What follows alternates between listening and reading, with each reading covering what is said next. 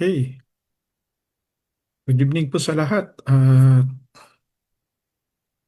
Di po tayo makapasok sa ating page. So, I decided dito na lang tayo sa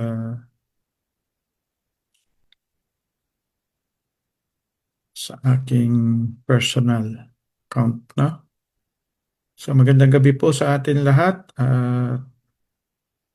Pagpalain tayo ng Diyos.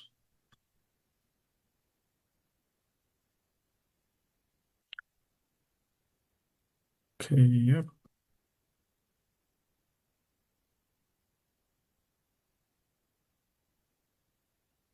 Okay, so magandang gabi. Nawa ay naririyang kayo habang ako ay naririto naman. No?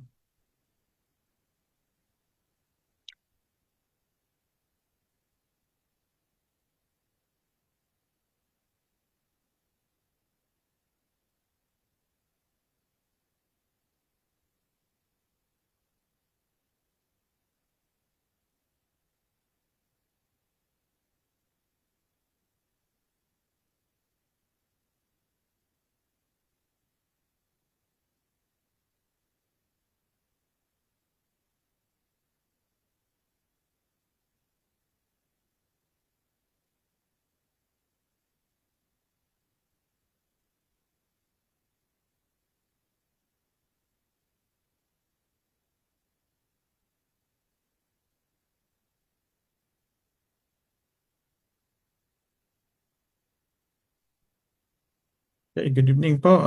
Good evening, Ate Margie, Ate Andrea Flores. Hindi po ako makapasok sa ah, ating Facebook page. Kaya dito na lang. Okay.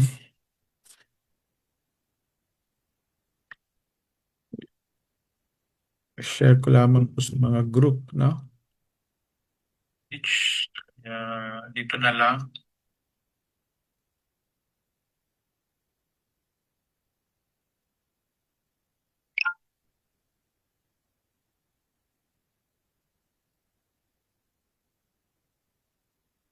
Magandang gabi. Salamat sa pagsama. Salamat na tayo po ay pasok sa gabing ito. So, sa bawat isa po na nanonood o makakapanood, magandang gabi. Pagpalain kayo ng Panginoon mula dito sa Taipei at kung saan man tayo aabutin ng broadcast na ito, nawa ay pagpalain ang lahat ng makakasama o makakapanood. So tayo po ay biniyaan ng Diyos ng panibagong linggo o araw, no? Upang mag sumamba sa Kanya, maglingkod. Salamat din sa Panginoon at naririyan kayo. Magandang gabi po, Ate Lori, no?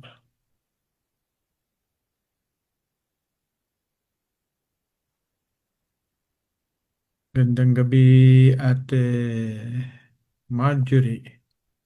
Okay.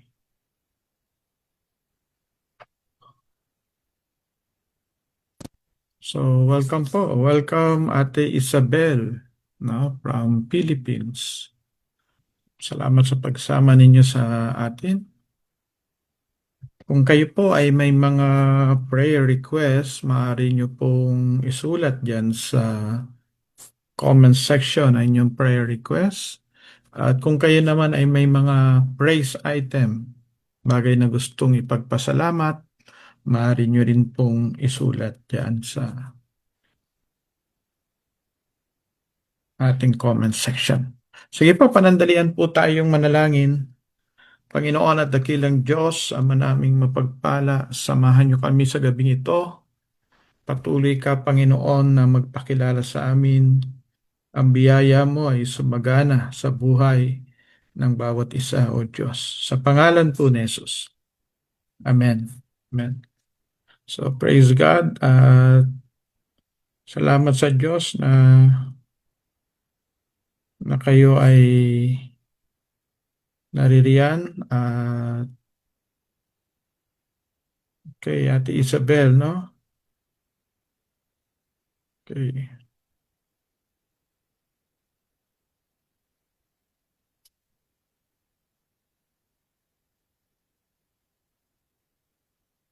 From Bacolod.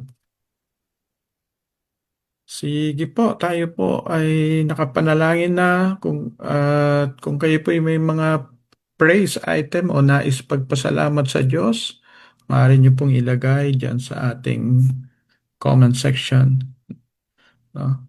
Upang tayo po ay maging maging buhay na patotoo sa ginagawa ng Diyos sa atin. So once again, welcome po sa TIC Filipino Ministry Midweek Service.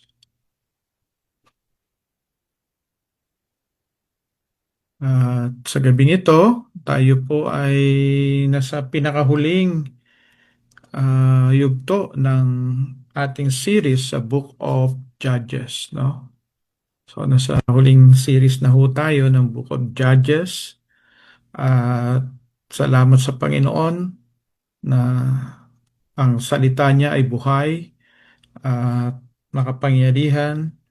Ito po ay sumasalamin o salamin at sumasalamin din sa nangyayari sa lipunan. Ito po ay salamin personal na nakikita natin ang ating sarili at sumasalamin din siya sa mga nangyayari sa ating lipunan. Kaya ang salita ng Diyos ay double-edged.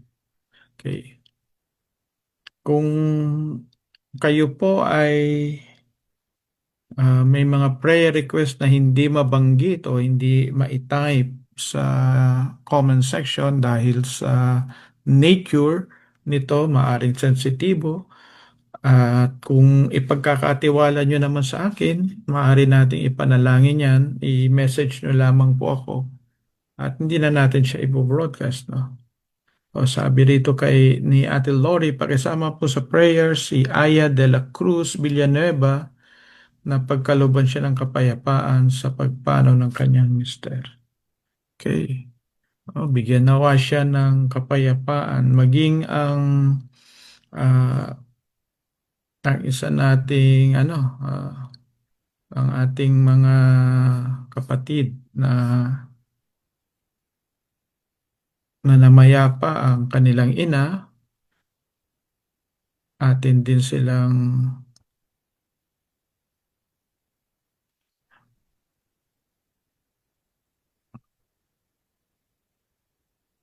pinapanalangin na magkaroon ng kapayapaan. Maging ang mga Rillera family, no? Ay pinapanalangin din natin magkaroon ng kapayapaan. Magkaroon ng kapayapaan sa pagtanggap, sa pagyao ng mahal sa buhay, magkaroon ng kapayapaan ni Kristo Jesus na alam natin na hindi kayang unawain yung kapayapaan na yan. So sige po, tayo po'y dumako sa awitin.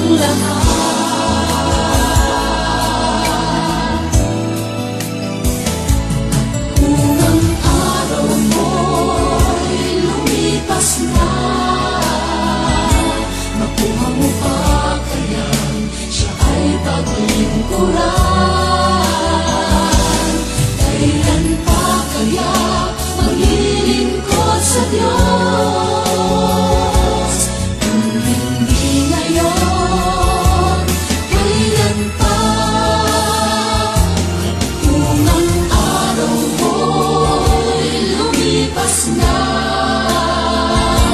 makuha mo pa kaya siya ay paglingkuran.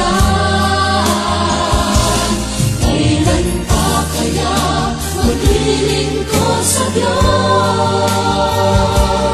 Kung hindi ngayon, kung hindi ngayon, kung hindi ngayon, kailan pa?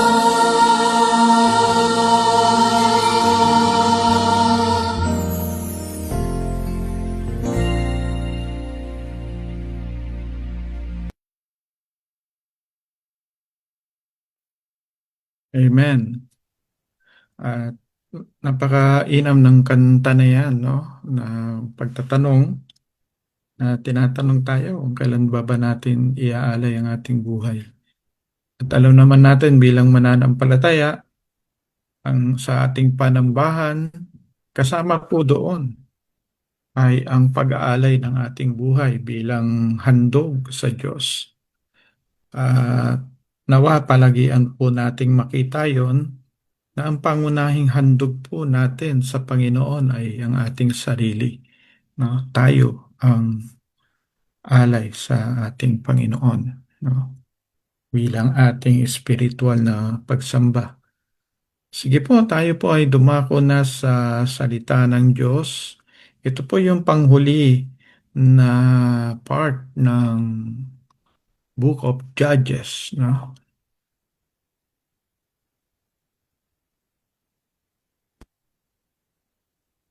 Okay, so may mga prayer request tayo. Meron ding pasasalamat. Si Ate Isabel ay nagpapasalamat na hindi sila binaha, no? At pinoteksyonan ng Panginoon ang kanilang buhay. Okay.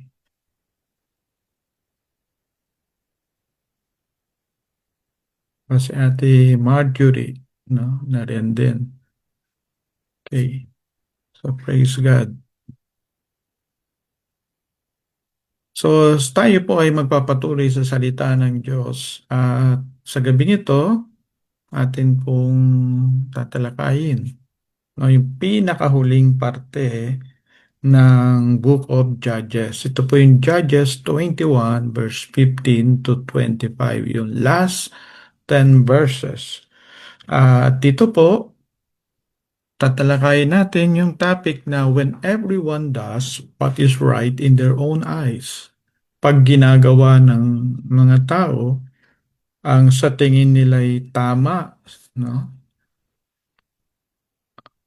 Okay. At ano ba yung bunga ng moral chaos? At bakit kailangan ng leadership ng Diyos? Hindi lamang godly leadership, kundi leadership mismo ng Diyos. Sige po. So yung kabuuan ng Book of Judges o aklat ng hukom, ipinakita po rito ang pagbagsak ng lipunan, no, yung karahasan, kompromiso at sariling pamumuno. Bawat isa ay gumawa ng tama sa sariling paningin, no? Ito po ay larawan talaga ng kasalanan na kung saan ang tingin natin tayo ang tinatawag na pamantayan o tayo yung sukatan ng tama at mali. At akma yung sinasabi ho ng kasulatan sa Roma 1:22 na nagmarunong sila pero lumitaw na sila'y mga mangmang, no? So, kamangmangan ho yung isipin na tayo po ang sukatan ng pagiging tama, no? At kahit na yung kaisipan na tayo lamang ang tama. Kapag sariling paningin ang batayan, ang kasalanan ay nagmumukhang tama at nagdudulot ng kaguluhan. Ibig sabihin dito na justify natin kahit yung mga karimari-marim na gawain dahil sa akala natin tayo ay tama. At paulit-ulit yan sa Book of Judges na nakikita natin kung paano sila ay naging pasaway sa harapan ng Diyos at dahil una, wala silang kinikilalang pinuno at wala silang katakot talaga sa Diyos. So nagmarunong sila at ang verdict ng Word of God, sila'y mangmang. Okay, tuloy natin, no? At doon sa Judges 21 verse 15, mababasa po natin dito, kung matatandaan nyo po, doon sa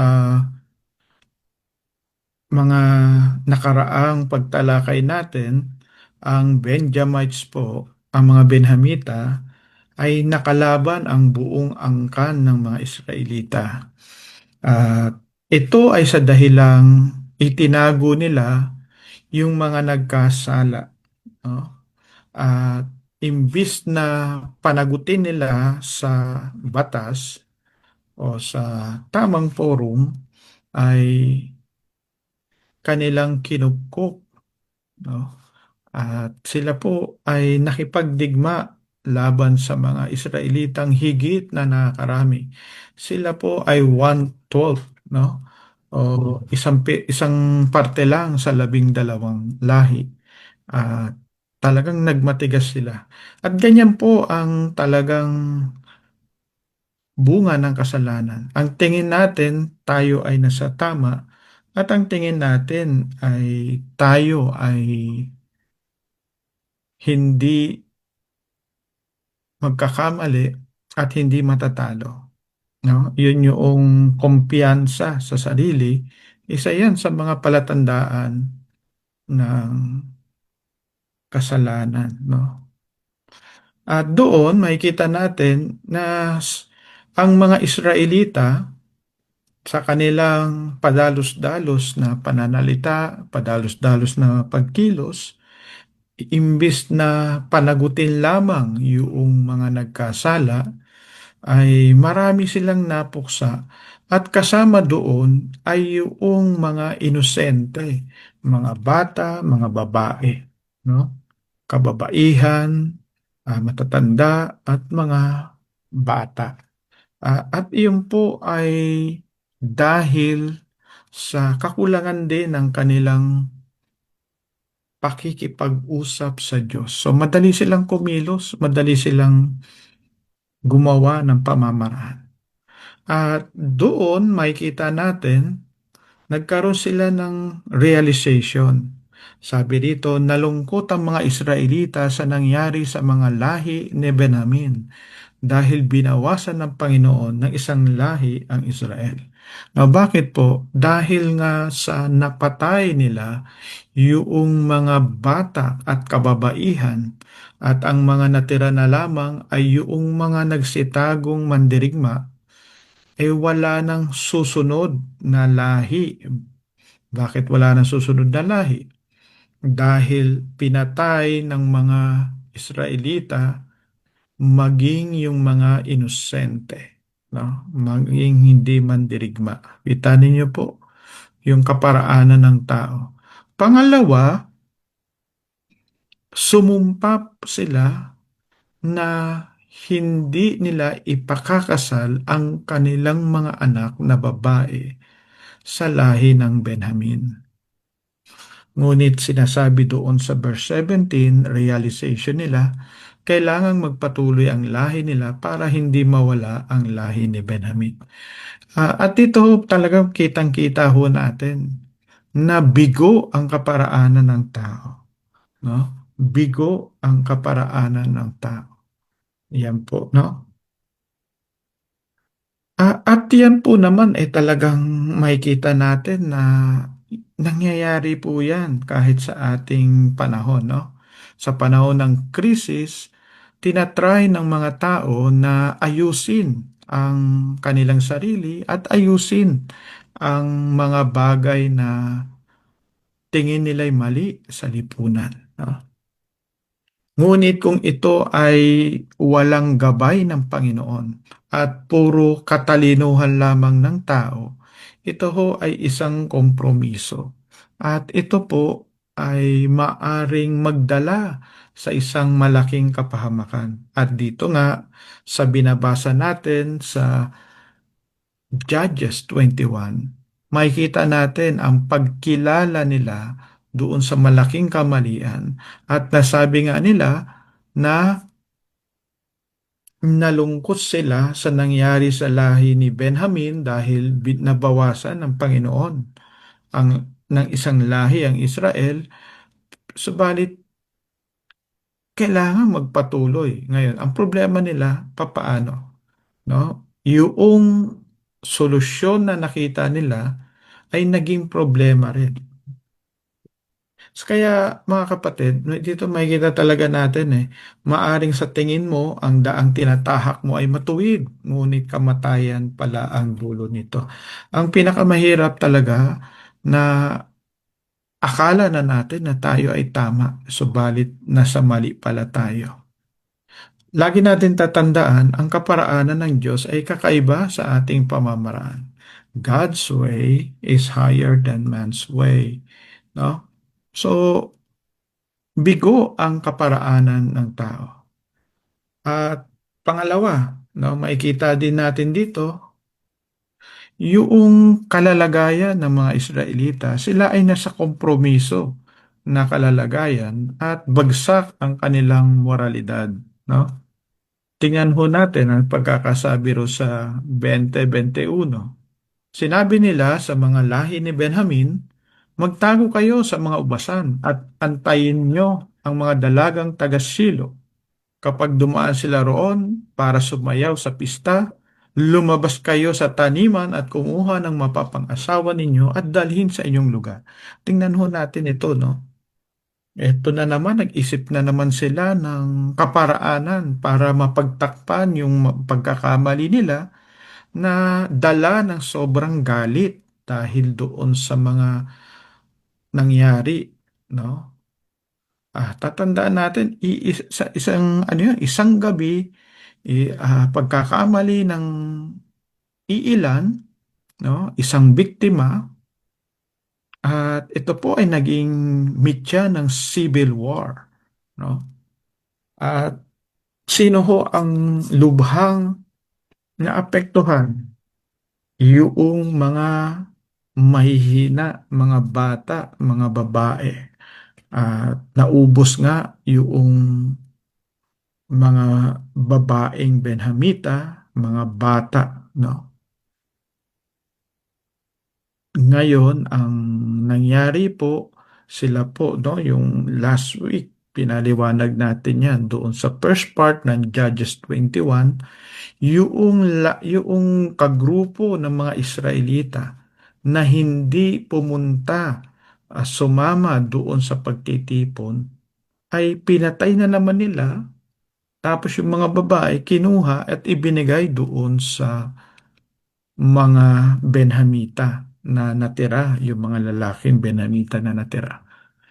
Ano po ang makikita natin doon? Talagang yung kaparaanan ng tao at talagang compromise sila at bagsak ang moralidad, no? Ano ang nakikita nila doon sa mga kababaihan na para bang yung mga kababaihan ay para bang mga pagmamay-ari na lamang at isipin po natin yun, no?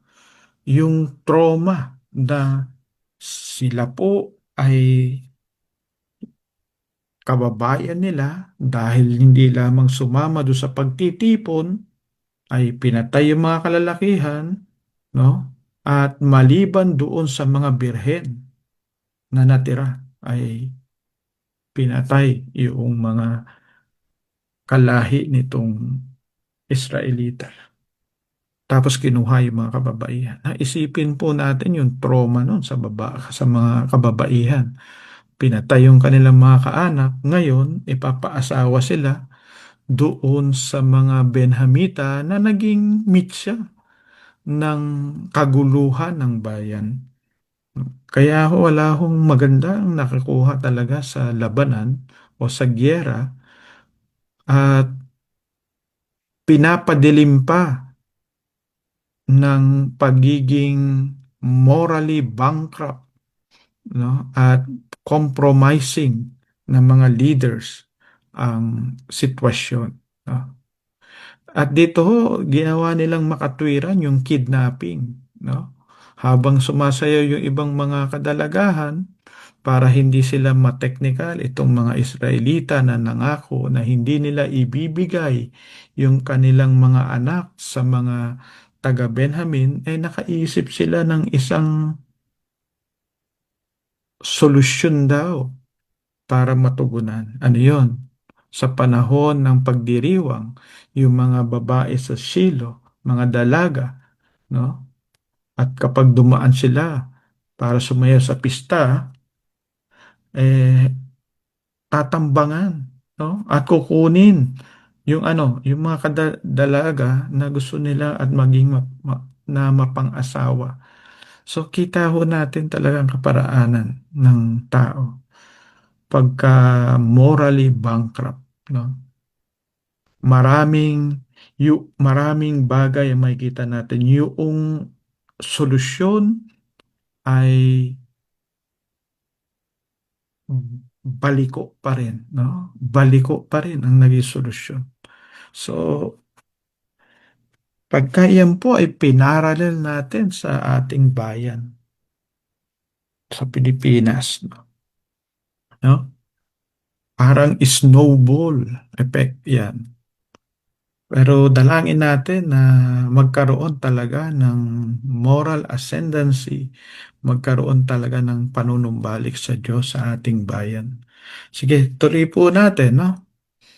Pagka compromise at bagsak yung moralidad, nagiging tila tama ang kasalanan. Bakit to? Kasi sa kaisipan nila, tama sila, no? Nagiging tila tama ang kasalanan kapag nakabatay lamang sa sariling kaisipan. Pagka ang batayan ho natin, nararamdaman natin, no? Yung nasa isip lang natin at hindi ang salita ng Diyos. Aba, tayo po ay mapupunta sa shaky ground, no? Sa isang lugar na kung saan anytime na maaring mukha tayong matatag pero pagka dumating ang bagyo, bagyo ng buhay, ay maari tayong masira. Hindi po batayan ang ating nararamdaman, hindi po batayan yung ating pananaw, ang batayan po natin ay ang salita ng Diyos. Huwag ho tayong magmarunong, bakit po? Kasi lilitaw tayong mangmang. Sabi ro sa James 1:15, at kung susundin ninyo ang pagnanasa niya, magbubunga ito ng kasalanan, at kung magpapatuloy siya sa kasalanan, hahantong ito sa kamatayan. At yan nga po, talagang pagka morally bankrupt, ito po ay lalong lumalaki at lalong lumalaki, no? Sa akala natin na nasusolusyonan, nakikita natin na mas lumalala. So, dito po, makikita natin ang malungkot na realidad na bunga ng padalos-dalos na salita at pagkilos. Sabi ro sa verse 18, pero hindi natin mapapayagang mapang-asawa nila ang mga anak nating babae dahil nakapangako na tayo na ang gagawa nito ay susumpain. No? Ito po yung pinanggalingan yun. Bakit, bakit yung pag-kidnap, di ba? Pag-abduct, ay hinayaan nila. At sinong i-abduct, kikidnap yung mga babae sa Shilo. No? At yun po ang malungkot na realidad. Bunga yun ng ano? Padalos-dalos na pananalita, padalos-dalos na pagkilos. No? Bakit padalos-dalos? Walang paghingi ng gabay mula sa Panginoon, walang pagpakikinig sa ano ang sinasabi ng Diyos o ni pangangaral ng mga propeta o ng spiritual leaders. So, malungkot po yan, no? Malungkot. Ano pa, makikita natin dito. ang kawalan ng pamumuno ng Diyos, no? Yung God's leadership, hindi lamang godly leaders, kundi pamumuno ng Diyos o God leadership. Okay. Sabi ro sa verse 23, kaya ginawa ito ng mga taga-Benjamin, nagsikuha sila ng mga dalagang sumasayaw at dinala pauwi bilang asawa. Pagdating nila sa kanilang lupain, ipinatayo nilang muli ang mga bayan nila at doon sila tumira. Okay, no? Sila'y umuwi na, ganyan. Ah, makikita natin doon, no? Ang mga Israelita, kumilos ang Israel ng walang panalangin o patnubay ng propeta. Hindi sila nag-seek ng guidance sa Lord. At, at mga kapatid, ito po yung katotohanan. Ang hindi pagsangguni sa Diyos ay nagdudulot ng kaguluhan. Yan. Kita natin yan sa kanila, no? At nawa wag natin makita sa ating buhay. Patuloy ho tayo na sumangguni sa Diyos, magtanong sa Diyos, no? Kahit nasa mga bagay na akala natin ay eksperto na tayo. Sabi sa Proverbs 29 verse 18, kapag tinanggihan ng isang bansa ang turo at gabay ng Diyos, wala itong kapayapaan. Mapalad ang mga taong sumusunod sa turo ng Diyos. Kapag tinanggihan ng isang bansa ang turo at gabay ng Diyos, wala itong kapayapaan. Actually, hindi lang bansa eh. Pag tayo po, no? Kung tayo mismo ay alam natin na sumusuway tayo sa gabay ng Diyos, nawawala ang ating kapayapaan, no? Nawawala, napapalitan ng ano, yung inner na conviction, no? Pero alam naman natin, pag tayo po ay sumunod sa Panginoon, naroon naman yung kagalakan kahit na yung pagsunod ay maaring magkaroon tayo ng pagsubok, pero kung alam natin na tayo po ay nasa gitna ng kalooban ng Diyos, alam natin na kasama doon ang kapayapaan ng Panginoon. So ito po yung pinakabuod niya, no? Yung pagtatapos. So nung panahong iyon, walang hari sa Israel. Kaya ang bawat isa ay gumagawa ng kahit anong gusto nilang gawin. Yun. Anarchy, ang tawag yan eh. Yung gusto mong gawin, gagawin mo. Bakit? Kasi wala ngang pamunuan. No? So nagtapos ang aklat ng mga hukom sa kabiguan ng Israel. Walang hari, bawat isa ay gumagawa ng sariling nais. Pinakikita nito ang kalunos-lunos na kalagayang espiritual ng bansa. Gayunman, sa tuwing sila'y nagsisisi, muling nahayag ang katarungan at biyaya ng Diyos. At yan nga, no, mga natalakay natin yan nung mga sa unang parte nito, kung paano yung cycle, no?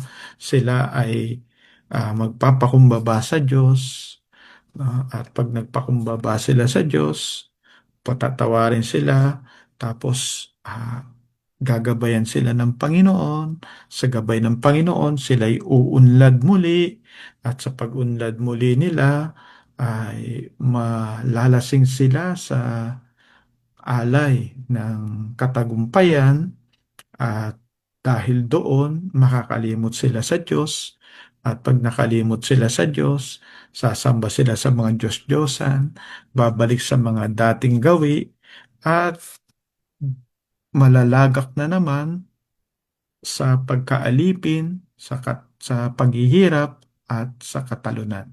No? So, ganun yung cycle nila. Tapos, may mananawagan uli ang Diyos, manunumbalik sila sa Diyos. So, ito yung cycle. No? Mga kapatid, ayaw ng Diyos na tayo po ay nasa cycle nito.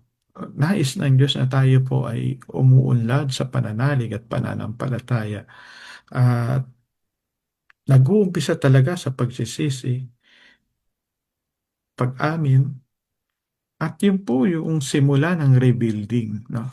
At tayo man, mga kapatid, kung tayo po ay may bagay na alam natin na hindi natin, hindi na sa kalooban ng Diyos, ihingi natin ng tawad yun at paghingi ng tawad, umayon tayo sa gabay at kalooban ng Diyos. So, amen? So ito po yung pagninilay natin o reflection. Ang aklat ng mga hukom ay paalala na ang tao'y ligaw kung walang gabay ng Diyos. Ah, hindi lamang sa tinapay nabubuhay ang tao. Kapahamakan ng pagsunod sa sariling pamantayan. Kahit na lamang sa natural, di ba? Kung sariling pamantayan lang natin, kung tatawid tayo sa gusto nating tawiran, di ba? Maaaring maging problema yon at magiging problema yon. No? Kapahamakan ng pagsunod sa sariling pamantayan. No? Lalo ng moral, lalo na sa moral. Dahil po ang pamantayan natin ay ang salita ng Diyos at ang Panginoon. Ang pangatlo, ang pagiging matuwid ay hindi nakabatay sa ating paningin. Matuwid po yan, hindi yan matuwis. Ay hindi nakabatay sa ating paningin, kundi sa pamantayan ng Diyos. Yan. Tayo po ay nagiging matuwid, hindi sa pamamagitan natin, kundi sa pamamagitan ng ating Panginoon. At yan po yung gospel, no? Yung righteousness apart from law. Righteousness by faith. Okay? Panghuli, ang paghahari ni Kristo sa ating buhay ang magdadala ng kaayusan, kapayapaan at katwiran. No? Paghahari ni Kristo sa ating buhay ang magdadala ng kaayusan, kapayapaan at katwiran. Yung kawalan ng Israel, ng hari, may kita natin dito. Bakit kailangan ng Mesiyas? Bakit kailangan ng namumuno? Bakit kailangan? Dahil pag ang mga tao nilagay na nila yung batas sa kanilang kamay, kaguluhan. Kaguluhan po yun. Sige po, ito lamang po mga kapatid ang aking ibabahagi sa salita ng Diyos. At salamat sa pagsama. Salamat din sa 30 weeks, no? 30 weeks na pagtalakay dito sa aklat ng hukom. No? Nawa may napulot kayo kahit maliit man lamang na katotohanan at nai-share natin. Sige po, tayo po ay dumako sa panalangin. Merong isa lamang prayer request dito. Prayer kay Aya de la Cruz Villanueva. Ang kapayapaan. Ganon din po sa panalangin natin sa mga lumba sa pagpanaw ng kanilang nanay na magkaroon sila ng kapayapaan. At patuloy din ang panalangin kay Kuya Rudy na siya ay makarecover at patuloy na bigyan ng kapayapaan ng Diyos at kaaliwan sa pagpanaw ng kanyang mahal sa buhay. Ganon din po kay sa kapatid na Riliera, no? Ah, sa pagpanaw ng kanyang, kay Angeline Riliera, sa pagpanaw ng kanyang mahal sa buhay, na siya rin ay bigyan ng kapayapaan.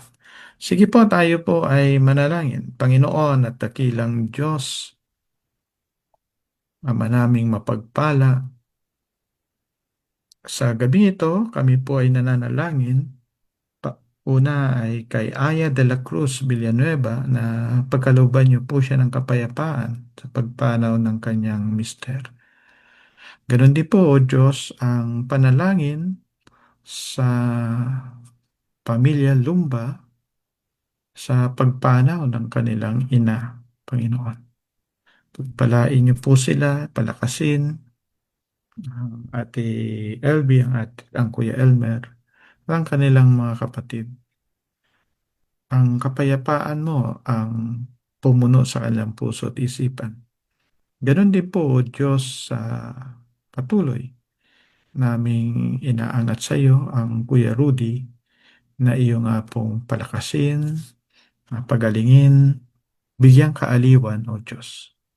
At sa lahat, Panginoon, ng mga kapatiran na naririto, kasama namin, samahan niyo po sila sa kanilang buhay, ingatan niyo po sila, at nawa, Panginoon, patuloy ka, O Diyos, na magpakilala sa kanila.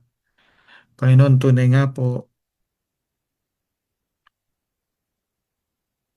na kailangan ikaw, Panginoon, ang gumabay sa bawat isa sa amin sapagkat kung wala ka, Panginoon, at wala ang iyong gabay, kapahamakan ang pumapasok, kapahamakan ang nangyayari sa buhay ng mga taong hiwalay sa iyo.